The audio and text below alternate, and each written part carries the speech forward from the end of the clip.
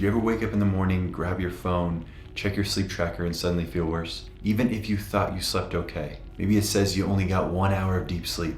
Maybe your sleep score dropped. And now instead of feeling rested, you feel frustrated, anxious, or defeated, all before you even had a chance to check in with how you feel. Whether this sounds familiar or not, I see it all the time with my clients. The very thing you're using to improve your sleep might actually be hurting it. I'm Daniel, I'm a holistic sleep and lifestyle coach.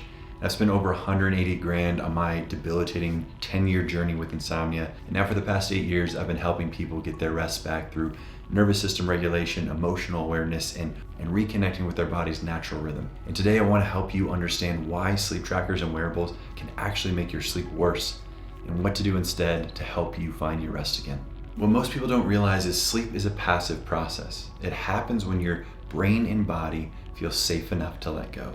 But tracking turns sleep into a performance. When you start measuring sleep, you stop experiencing it.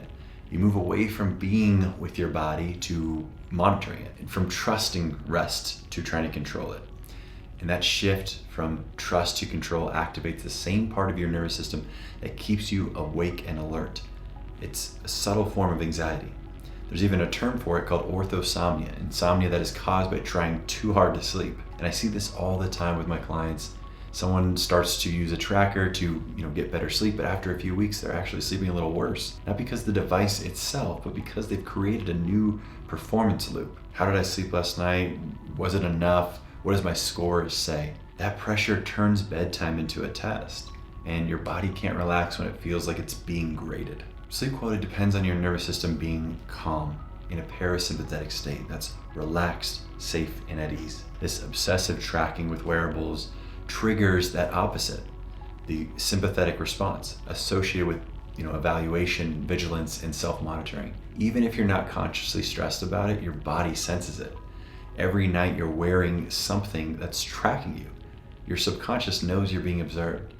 And every morning when you check your data, you're reinforcing that stress loop. If you see a bad score, cortisol rises, which directly interferes with your ability to sleep the next night. Here's another problem. Most consumer trackers aren't incredibly accurate. They estimate sleep stages through heart rate and movement, not brainwaves. So the numbers you're relying on to fix your sleep may not actually even be correct. And this is especially true for folks who have long-term sleep issues. For me and most of my clients, we were getting the opposite results that aren't even close to the actual experience. And I remember being so frustrated by that. It made me feel like there was something even more wrong with me. And that's not the case. The data and technology is still mediocre. You could wake up and feel completely fine, but your app says the opposite. Now your brain creates anxiety around something that wasn't even a problem in the first place. When you rely on those metrics, you start believing the data more than your own experience.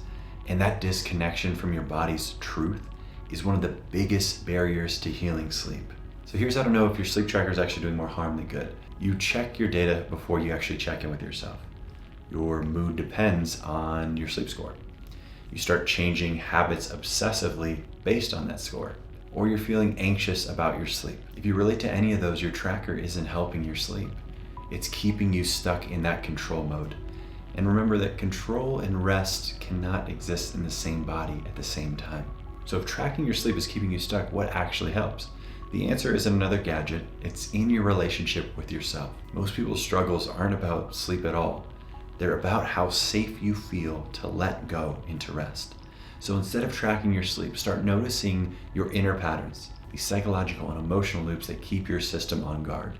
And here are a few ways to begin that shifting process. Number one, soften your relationship with sleep. Stop treating sleep like a test. It's not something you achieve, it's something your body remembers how to do. You don't have to earn rest, you just have to stop fighting yourself. Number two is practice emotional honesty. Often what keeps people awake isn't the lack of melatonin, it's unprocessed emotion. So before bed, ask, what am I still carrying from today? What's weighing on me that I've yet to actually let myself feel? Even acknowledging a feeling tells your nervous system it's safe to relax now. Number three, replace that self-monitoring with self-compassion. When your mind wants to evaluate, try responding with some warmth. I'm doing my best. My body's just protecting me. It's okay to rest even if it doesn't look perfect. That simple reframe starts to unwind this inner tension that tracking reinforces. Fourth thing is rebuilding that emotional safety. Sleep happens when your body trusts that it's safe, and you're gonna hear me say that over and over. And not just physically, but emotionally.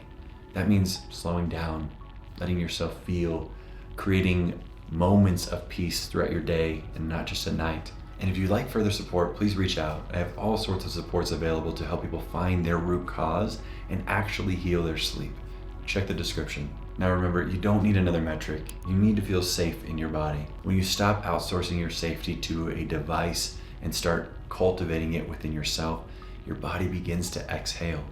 And that's when sleep starts to return naturally. Rest well.